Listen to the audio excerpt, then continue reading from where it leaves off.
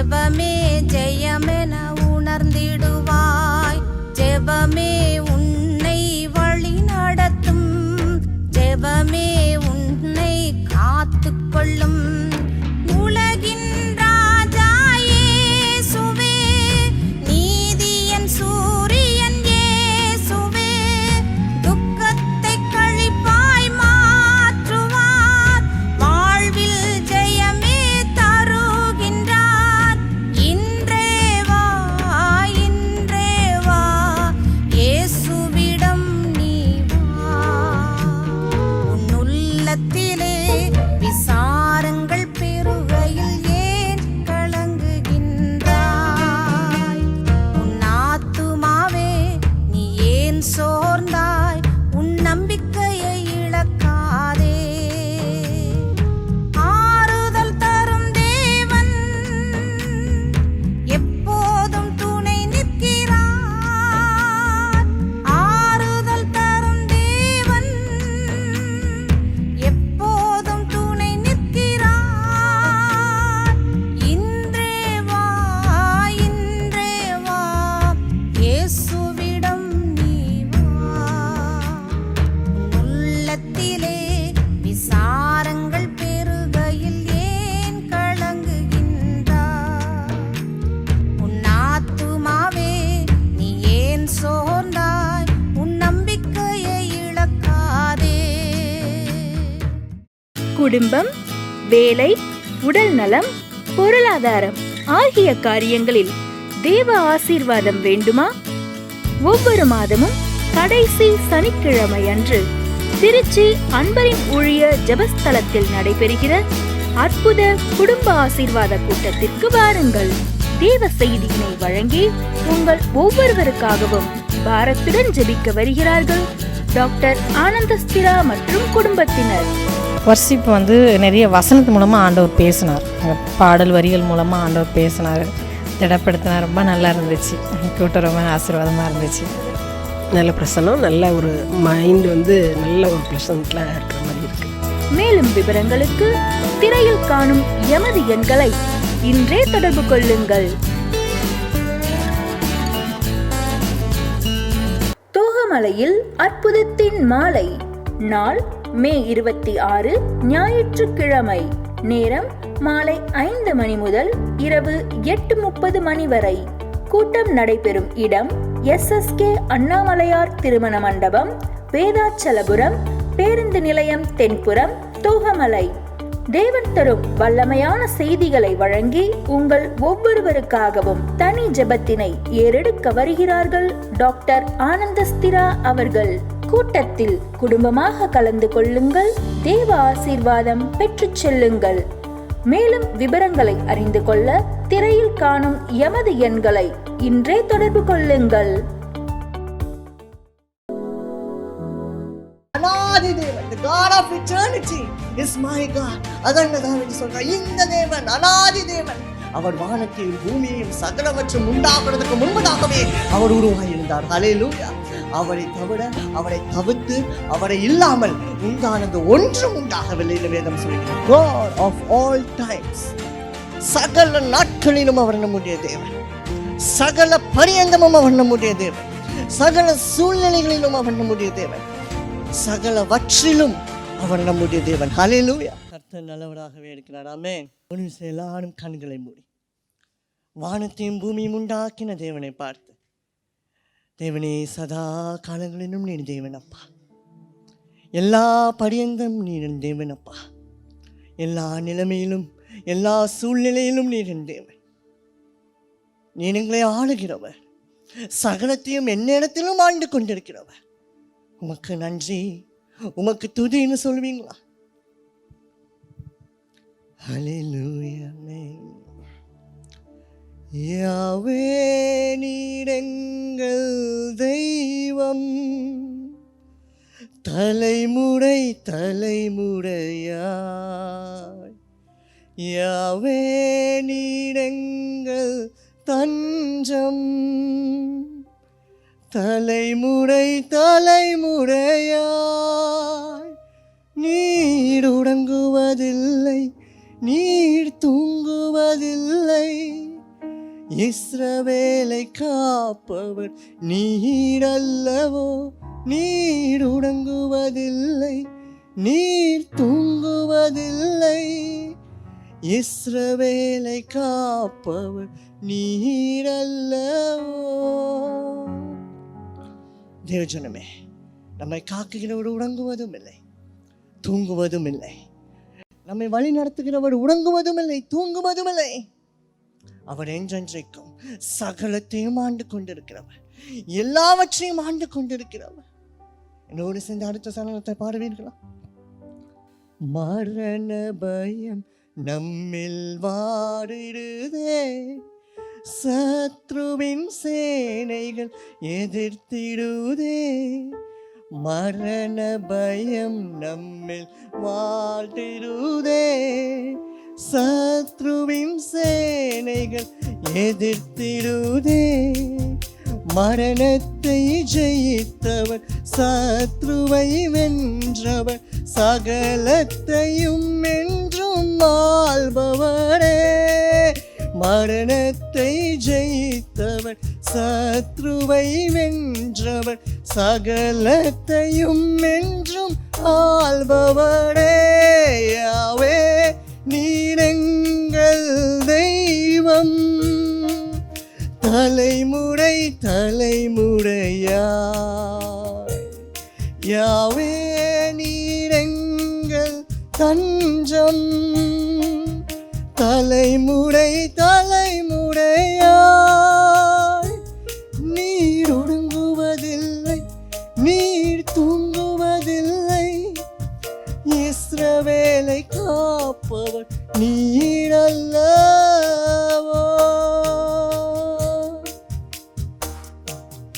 சகலத்தையும் என்றும் ஆள்பவர், சகலத்தையும் ஆள்பவர்.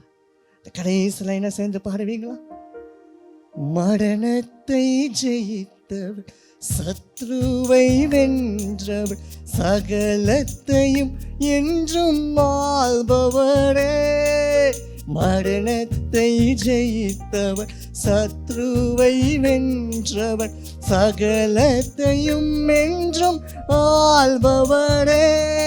யாவே கரங்களை உயர்த்தி விசுவாசிக்கிறவங்க மாத்திரம் தெய்வம், தலைமுறை தலைமுறையா.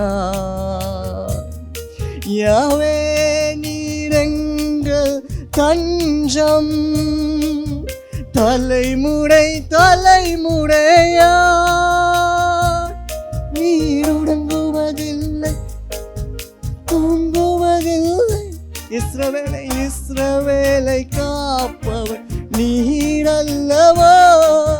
உறங்குவதில்லை, நீர் தூங்குவதில்லை. இஸ்ரவேலை காப்பவர் நீரல்லவோ.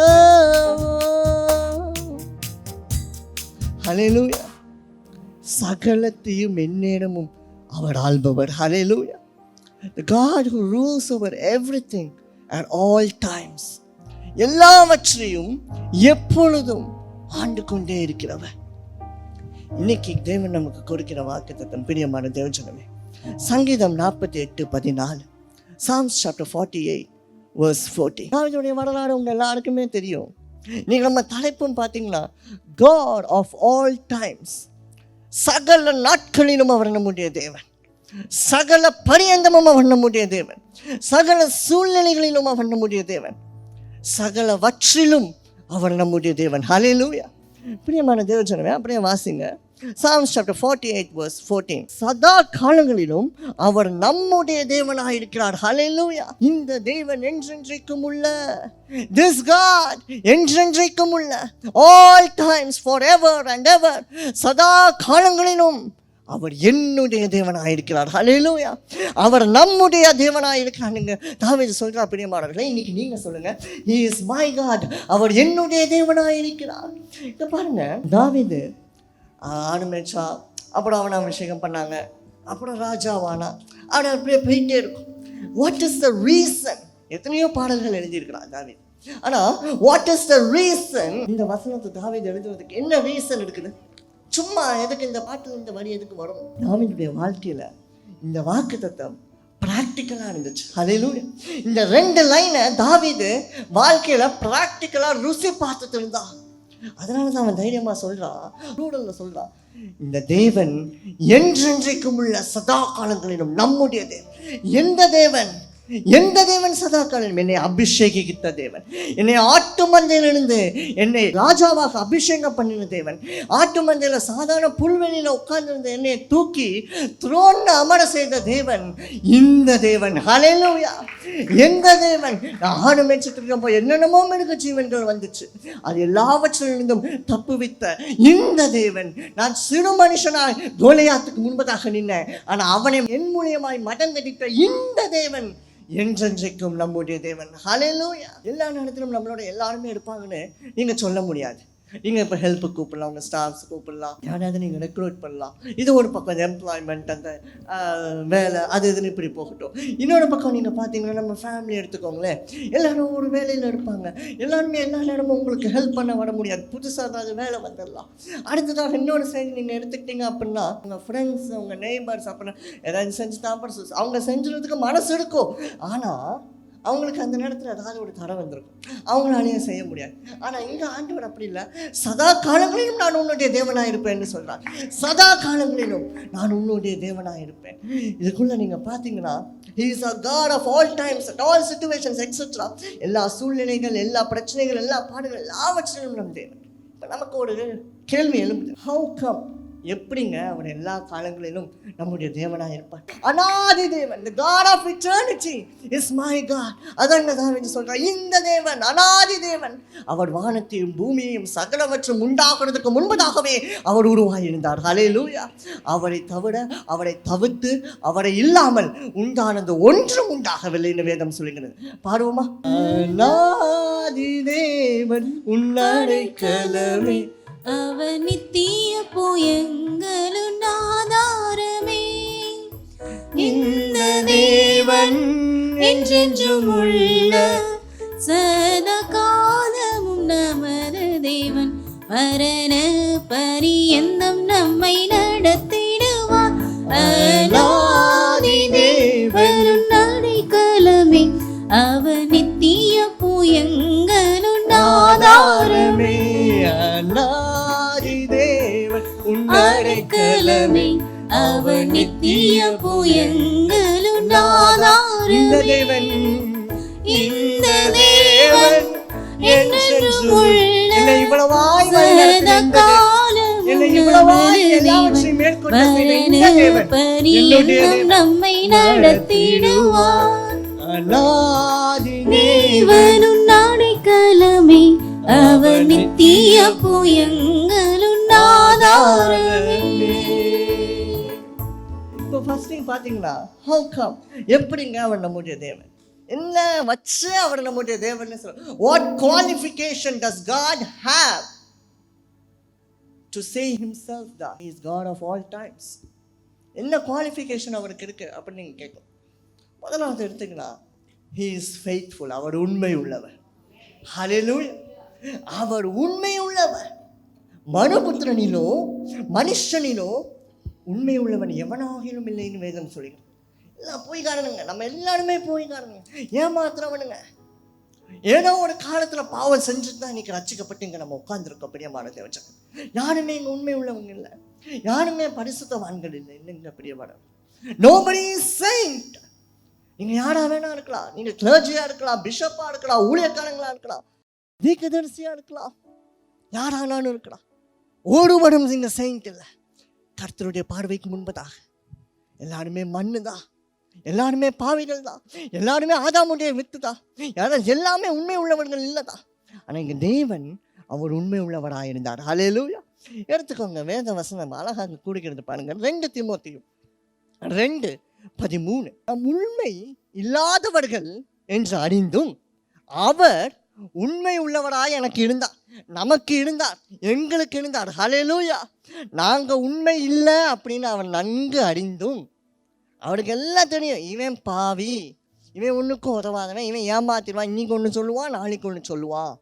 ஆனாலும் நான் இவனுக்கு உத்தமமாக இருப்பேன். ஹல்லேலூயா. நான் இவனுக்கு உண்மையாக இருப்பேன். நான் இவனுக்கு லாயலாக இருப்பேன். அவர் தம்மை தாம் மறுதலிக்க மாட்டார். He will not betray himself. ஒரு நல்ல ஒரு வேதவசனம் பெரிய பாடம். இன்னைக்கு நம்ம பார்த்தீங்கன்னா எல்லாத்தையும் சொல்லி முடிச்சிருவானுங்க. சில பேர் சொல்லி முடிச்சுட்டு நான் எங்கே சொன்னேன் அப்படிம்பான். அப்படியே உள்டா வைக்கிறவான், நம்மளை பைத்தியக்காரன் ஆக்கிடுவான். ஆனால் இங்கே தேவன் சொல்கிறாரு, தம்மை தாமே அவன் மறுதலிக்க மாட்டாராம். ஹல்லேலூயா. அவர் உண்மை உள்ளவர். பிரியமானவர்களே, மனுஷன்கிட்ட நீங்கள் உண்மையை எதிர்பார்க்கவே முடியாது. மனுஷன்கிட்ட இன்னைக்கு ஒன்று சொல்லுவான், அவன் நாளைக்கு ஒன்று சொல்லுவான். அவனுடைய ஆட்ரிபியூட்ஸ் அப்படின்னு நீங்கள் சொல்லலாம், ஹியூமன் ஆட்ரிபியூட்ஸ் அல்லது ஹியூமன் பிஹேவியர் எல்லாமே அது ஒரு மாறாதான் இருக்கும். நீங்கள் கிரகிக்க முடியாது. சில பேரை நீங்கள் கிரகிக்கலாம், ஆனால் சில பேரை நீங்கள் கிரகிக்கவே முடியாது. என்ன பண்ண போகிறானுங்க, ஏது பண்ண போகிறானுங்கன்னு ஒன்றுமே நமக்கு தெரியாது. மாறுபாடு உள்ள இடத்தையும் உள்ளவன்கள். ஹல்லேலூயா. ஆனால் தேவனோ நிலையுள்ள உண்மை உள்ளவராக இருக்கிறார். எல்லா நேரத்திலும் நமக்கு உண்மை உள்ளவராக இருக்கிறார். நம்ம மரண பரியந்தம் நமக்கு இருந்தாலும் அவர் உண்மை உள்ளவராக இருக்கிறார். நம்ம எப்படி நல்லா இருந்த காலத்தில் அவர் உங்கள் தேவனாக இருந்தாரா? உங்கள் பிஸ்னஸ் நல்லா போயிருந்தப்போ அவர் உங்கள் தேவனாக இருந்தாரா? பிரியமான தேவன் சொன்னமே. அல்லது நீங்கள் நல்ல ஒரு வேலையில் இருந்தப்போ அவர் உங்கள் தேவனாக இருந்தாரா? அந்த வேலை போனாலும் அவர் உங்கள் தேவனாக இருப்பார். ஹல்லேலூயா. அந்த வேலை உங்களை விட்டு கைவிட்டு போனாலும் அவர் உங்கள் தேவனாக இருப்பார். நீங்கள் ஆசீர்வதிக்கப்பட்டிருந்த போதும் அவர் உங்கள் தேவனாக இருப்பார். நீங்கள் தரித்திரத்தில் வாடினாலும் அவர் உங்கள் தேவனாக இருப்பார். அதுக்காக என் தேவன் தரித்திரத்தின் தேவன் வச்சிடாதீங்க. அவர் தரித்திரங்களையும் மேற்கொள்ள வைக்கிற தேவன். ஹல்லேலூயா. எந்த விதமான பாவங்களையும் மேற்கொள்ள வைக்கிற தேவன். பரிசுத்த ஜீவியை நான் ஒரு நாள் வாழ்ந்துட்டு இருந்தேங்க. ஆனால் இப்போ ஏதோ ஒரு டெம்டேஷனால், ஏதோ ஒரு சோதனையினால, என் நண்பர்களால் நான் இப்போ வழி விளங்கிட்டேன். இன்னமும் அவன் தேவனாக தான் இருக்கிறார். ஹல்லேலூயா. இன்னமும் அவன் தேவனாக தான் இருக்கிறார். பிரியமான தேவஜனமே, அவனிடத்தில் நம்ம பார்த்தா போதும். சில எக்ஸாம்பிள் நம்ம எடுத்துக்குவோமே. எல்லாருக்குமே தெரிஞ்ச ஆபிரகாம். ஹல்லேலூயா. ஆபிரகாமுடைய கதை நமக்கு எல்லாருமே நல்லா தெரியும். கொஞ்சம் அப்படியே அந்த ஆபிரகாம் கதையை ப்ரஷ் அப் பண்ணி பார்ப்போமே. ஆபிரகாம் ஊரை விட்டு ஆண்டவர் போக சொல்கிறாரு. அவனுக்கு எந்த ஊருன்னு தெரியல, ஆனாலும் போகிறான். அடுத்ததாக என்ன பண்ணுறான் பாருங்க. இங்கே இருப்பா, இந்த காரியம் நிச்சை, உனக்கு நான் வாக்குத்தத்தத்தின் புத்தகத்தை நான் தருவேன் அப்படிங்கிற. நாட்கள் செல்லல, மாதங்கள் செல்லல, ஆண்டுகள் சென்று கொண்டு இருக்கிறது. ஹல்லேலூயா. டெக்கேட்ஸ், 10 வருஷமா அப்படி போயிட்டே இருக்குது. இடையில மனுஷனுடைய இன்ஃப்ளூயன்ஸ்னால, மனுஷனுடைய டார்ச்சர் ப்ரெஷர்னால, டிஸ்ட்ராக்ஷன்னால அங்கே ஆபிரகாம் ஒரு பாவத்துக்கு கூட உட்படலாம். என்ன பாவம்? கர்த்தருடைய வார்த்தையை கீழ்ப்படியாமல் அவசரமா அங்க அடுத்த காரியம் இஸ்மேல் பிறக்கிறான். சாராவின் அவிசுவாசத்தினால் பிறக்கிறான். ஆனாலும் நீங்க பாருங்க, திமோத்தில நம்ம என்ன வாசிச்சோம்? God will not betray himself. அவர் தம்மை தாமே மறுதலிக்க மாட்டார். ஹல்லேலூயா. அவர் சொன்ன வாக்குத்தத்தம், பிரியமானவர்களே, நான் உனக்கு வாக்குத்தத்தம் புத்திரனாகிய ஈசாக்கை நான் உனக்கு தருவேன் அப்படின்னு கட்டளையிட்டாரு. அது எத்தனை மாதங்கள் ஆனா என்ன, எத்தனை வருடங்கள் ஆனா என்ன, கர்த்தர் வாயிலிருந்து உரைத்தது தான். ஹல்லேலூயா. அவர் வல்லமை உள்ளவர். ஆனா அங்க பாருங்க, ஆபிரகாம் ஒரு சின்ன தவறு செஞ்சுட்டான். ஆபிரகாமா செய்யல, அவனை தூண்டி வச்சுட்டாங்க. அவனுக்கு அங்க ஒரு ப்ரெஷர், ஹியூமன் டெண்டன்சியில் அவன் அப்படி செஞ்சுட்டான். ஆனாலும் தேவன், இவன் தான் செஞ்சுட்டான், இவனை விட்டுதில்ல. இவனுக்கு எதுக்கு? இவன் எந்த ஊருக்கு போனாலும் ஆண்டவர் சொல்லலை, நடு வனாந்திரத்தில் அப்படியே விட்டுருக்கலாம் கடை அப்படின்னு. திரும்பி ஆன்சர் பண்ணணும்னு அவசியமே இல்லையே. ஆபிரகாம் மட்டும்தான் உலகத்தில் இருந்தாரா தேவனுக்கு? இது அவசியமே இல்லை. ஆனாலும் இவன் பாவம் செஞ்சுட்டா. ஆனா நான் உண்மை உள்ளவர். ஹல்லேலூயா. ஆபிரகாம் உண்மையற்றவனாக இருக்கலாம். ஆபிரகாம் ஒரு அவசரமாக ஏதாவது காரியம் செஞ்சிருக்கலாம். ஆனால் என்னுடைய வாயிலிருந்து உரைத்தது அதை நிறைவேற்றாமல் திரும்ப புறப்பட்டு வராது. ஹல்லேலூயா. கர்த்தர் வாயிலிருந்து உங்களுக்கு ஒரு வாக்குத்தத்தம் வருதா பிரியமானவர்? அதுக்குன்னு அவர் வாக்குத்தத்தம் உடைச்சிட்டாருன்னு நீங்கள் செஞ்சதெல்லாம் இஷ்டத்துக்கு செஞ்சுட்டு இருக்காதீங்க. God will give a long rope. எப்பயுமே நான் சொல்றது அதுதான். எல்லாவற்றிலும் கர்த்தர் உங்களுக்கு ஒரு பெரிய சான்ஸ் தருவார். அந்த சான்ஸ் எப்போ முடியுதுன்னு உங்களுக்கு தெரியாது, அவருக்கு மாத்திரம்தான் தெரியும். ஆபிரகாம் சின்ன தவறு செஞ்சான். சின்ன தவறுன்னு சொல்றதை காட்டிலும் அவன் அதுக்கு உட்பட்டுட்டான். அவ்வளோதான். அவன் ப்ரெஷரைஸ்ட் ஆயிட்டான். ஆனாலும் தேவன் ஆபிரகாமுக்கு உண்மை உள்ளவனாய் இருந்தபடினால் ஈசாக்கை தந்தார், ஜாதிகளை கொடுத்தார். ஹல்லேலூயா. அவனை ஆசீர்வதித்தார். பிரியமான தேவஜனமே, இன்னைக்கு ஆபிரகாமை நம்ம பார்த்தோம். நம்ம வாழ்க்கை எப்படி இருக்குன்னு சற்று யோசித்து பாருங்க. ஆண்டவரை தான் நம்மள்கிட்ட சொல்லியிருப்பார். ஆபிரகாம்கிட்ட அன்னைக்கு டைரக்டாக ஆண்டவர் பேசினார். இன்னைக்கு உங்கள்கிட்ட டைரக்டாக ஆண்டவர் பேசணும்னு அவசியம் இல்லை பிரியமானவர்களே. ஊழியக்காரங்க மூலியமாக பேசலாம், தீர்க்கதரிசிங்க மூலியமாக தேவன் இன்னைக்கு உங்கள்கிட்ட பேசலாம், பைபிள் மூலியமாக தேவன் உங்கள்கிட்ட இன்னைக்கு பேசலாம். அவன் இந்த டைரக்டாக சொன்னாதான் நான் செய்வேன் இல்லை தேவ ஜனமே, இல்லை. ஒவ்வொரு ஆளுக்கும் உங்கள் அழைப்பு, உங்கள் வாக்குத்தத்தம் உங்களிடத்தில் வருகிற முறை வேற வேற வண்ணமாக இருக்கலாமே. சற்று யோசித்து பாருங்க. அதை நீங்கள் கீழ்ப்பணிஞ்சு நடக்கிறீங்களா? அதை நோக்கி ஓடிக்கொண்டு இருக்கிறீர்களா? அதற்காக நீங்கள் வெயிட் பண்ணுறீங்களா? இல்லை, ஆண்டவர் சொன்னார், ஆமாங்க உண்மைதான், பல வருஷத்துக்கு பல மாதத்துக்கு முன்னாடி எனக்கு சொன்னார், ஆனால் இன்னும் அது நடக்கலை, நானும் அதுக்கேற்ற மாதிரி ஓடலை, நான் வேற காரியம் பண்ணிட்டு இருக்கிறேன், அது நடக்கிறப்போ நடக்கட்டும்னா நடக்காது. அவர் உண்மை உள்ளவர் தான். ஆனால் இங்கே ஆபிரகாமு அவன் தப்பு பண்ணான், ஆனால் திரும்பி வந்து ஆண்டவர்கிட்ட அழுனாலுதான், பயங்கரமானதான், தெய்வனே இஸ்மவேலா எல்லாவற்றையும் எடுத்துக்கொள்ள போகிறார் அப்படின்னாலுதான், நீர் கொடுத்த வாக்கு தத்துவத்தின் புத்திரன் இங்கே மனம் கசந்தாலுதான். மனம் திரும்புங்க. அவர் உண்மை உள்ளவராக இருக்கிறபடினா நம்மை உண்மை உள்ளவராக இருக்க வேண்டும். அவனை முழுமையாக அவன் நினைக்காவிட்டாலும் கொஞ்சமாவது நம்மளால் முடிஞ்ச அளவுக்கு கர்த்தருக்கு முன்பதாக நாம் உண்மையாக இருப்போம். கர்த்தருக்கு முன்பதாக நம்ம உண்மையாக இருப்போம். வேற யாருக்கு உண்மையாக இருக்கணும்னு அவசியம் இல்லை. பிரியமானவர்களே, அவருக்கு உண்மையாக இருப்போம், அது போதும். ஆட்டோமேட்டிக்காக மற்றவங்க எல்லாத்துக்குமே அந்த உண்மை வந்துடும். உங்கள் முதலாளிக்கு நீங்கள் உண்மையாக இருப்பீங்க, உங்களுக்கு வேலை செய்கிற இடத்துல உங்கள் பாஸுக்கு நீங்கள் உண்மையாக இருப்பீங்க, ஆட்டோமேட்டிக்காக அது வந்துடும். 11ஆம் வசனத்தில் நீங்கள் பாருங்கள், விசுவாசத்தினாலே சாராலும் வாக்கு தத்தம் பண்ணினவர் உண்மை உள்ளவர் என்று எண்ணி கற்பந்தரிப்பு பலனடைந்து வயது சென்றவளாயினும் பிள்ளை பெற்றாள். ஹல்லேலூயா. அங்கே சாராலும் அப்புறம் என்ன பண்ணுறா? மனம் திரும்புறா. ஹல்லேலூயா. மனம் திரும்பினதுனால என்ன பண்ணுறா? அவர் உண்மை உள்ளவன் என்று எண்ணி, என் தேவன் உண்மை உள்ளவன் என்று எண்ணி. ஃபஸ்ட்டு கொஞ்சம் கேள்வி பண்ணலாம், கொஞ்சம் அவிஸ்வாசம் இருக்கும்ல. எங்கே யாருக்குனாலும் இருக்குங்க. 100 வயசில் போய் சொல்லக்கூடாதெல்லாம் அந்த கிழவிட்ட சொல்லியிருந்தா அதுக்கு என்ன எப்படி இருக்கும்? அந்த மாதிரி ஆகிட்டு. ஸோ அதுக்கு கண்டிப்பாக ஏதாவது அவிஸ்வாசம் வந்துடும். ஆனால் அதுக்கப்புறமா மனம் திரும்புகிறாங்க. மனம் திரும்பி உணர்ந்து அவர் உண்மை உள்ளவரப்பா அங்கீகரிக்கிறா, அக்னாலேஜ் பண்ணுறா, உடனடியாக பிள்ளை பெற்றாள். ஹல்லேலூயா. இன்னைக்கு நீங்கள் யோசிச்சு பாருங்க, அவர் உண்மை உள்ளவர் என்று நீங்கள் அக்னாலேஜ் பண்ணுறீங்களா? சும்மா அவர் நல்லவர், நம்முடைய வார்த்தையை பிட்ரே பண்ண மாட்டார், மறுதளிக்க மாட்டார்னு வேதத்தில் சொல்லிட்டாருன்னு அவர் எல்லாத்துக்கும் செஞ்சுட்டே இருப்பார், நினைக்கக்கூடாது. இல்லை தேவஜனமே, நீங்கள் அக்னாலேஜ் பண்ணணும். He is ready, he is ever ready. எப்பயுமே நமக்கு நன்மை செய்ய அவர் உண்மை உள்ளவராக தான் இருக்கிறார். ஆனால் பாவிகளுக்கே அவர் செஞ்சுட்டு இருந்தார். ஒரு தடவை செய்வார், 2 தடவை செய்வார், மன்னிச்சிட்ட மனுஷன். ஆனால் அந்த லாங் க்ரோப் நான் சொன்னேன், அது எப்போ முடியும்னு உங்களுக்கு தெரியாது. அது முடிஞ்சிட்டோம் அப்படின்னா ஒத்தாசை உங்களுக்கு வராது. பிரியமான தேவஜனமே, அப்புறம் பற்கடிப்பு உள்ள இடத்துல நீங்கள் தான் போகணும். குடும்பம், வேலை, உடல் நலம், பொருளாதாரம் ஆகிய காரியங்களில் தேவ ஆசீர்வாதம் வேண்டுமா? ஒவ்வொரு மாதமும் கடைசி சனிக்கிழமை அன்று திருச்சி அன்பரின் ஊழிய ஜெபஸ்தலத்தில் நடைபெறுகிற அற்புத குடும்ப ஆசீர்வாத கூட்டத்திற்கு வாருங்கள். தேவ செய்தியினை வழங்கி உங்கள் ஒவ்வொருவருக்காகவும் பாரத்துடன் ஜெபிக்க வருகிறார்கள் டாக்டர் ஆனந்தஸ்திரா மற்றும் குடும்பத்தினர். வர்ஷிப் வந்து நிறைய வசனத்து மூலமாக ஆண்டவர் பேசினார், பாடல் வரிகள் மூலமாக ஆண்டவர் பேசினார், திடப்படுத்தினார். ரொம்ப நல்லா இருந்துச்சு. கூட்டம் ரொம்ப ஆசீர்வாதமாக இருந்துச்சு. நல்ல பிரசனம், நல்ல ஒரு மைண்ட் வந்து நல்ல ஒரு ப்ளசண்ட்டில் இருக்கிற மாதிரி இருக்குது. மேலும் விவரங்களுக்கு திரையில் காணும் எமது எண்களை இன்றே தொடர்பு கொள்ளுங்கள். தோகமலையில் அற்புதத்தின் மாலை, நாள் மே 26, ஞாயிற்றுக்கிழமை. நேரம் மாலை 5 மணி முதல் இரவு 8:30 மணி வரை. கூட்டம் நடைபெறும் இடம் SSK அண்ணாமலையார் திருமண மண்டபம், வேதாச்சலபுரம், பேருந்து நிலையம் தென்புறம், தோகமலை. தேவன் தரும் வல்லமையான செய்திகளை வழங்கி உங்கள் ஒவ்வொருவருக்காகவும் தனி ஜெபத்தினை ஏறெடுக்க வருகிறார்கள் டாக்டர் ஆனந்தஸ்திரா அவர்கள். கூட்டத்தில் குடும்பமாக கலந்து கொள்ளுங்கள், தேவ ஆசீர்வாதம் பெற்றுச் செல்லுங்கள். மேலும் விவரங்களை அறிந்து கொள்ள திரையில் காணும் எமது எண்களை இன்றே தொடர்பு கொள்ளுங்கள்.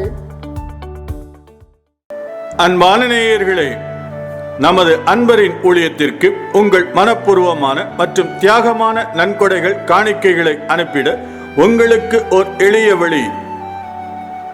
திரையில் காணும் QR கோடை உங்கள் செல்போனில் ஸ்கேன் செய்து பின்வரும் பண பரிமாற்ற செயலிகள் மூலம் கூகுள் பே, பேடிஎம், போன்பே ஆகியவைகள் மூலம் எமது வங்கி கணக்குகளுக்கு உங்கள் காணிக்கைகள் மற்றும் நன்கொடைகளை அனுப்பலாம். மேலும் நேரிலும் எமது வங்கி கணக்குகளில் உங்கள் காணிக்கைகளையும் மனப்பூர்வமான தியாகமான நன்கொடைகளையும் நீங்கள் செலுத்தலாம்.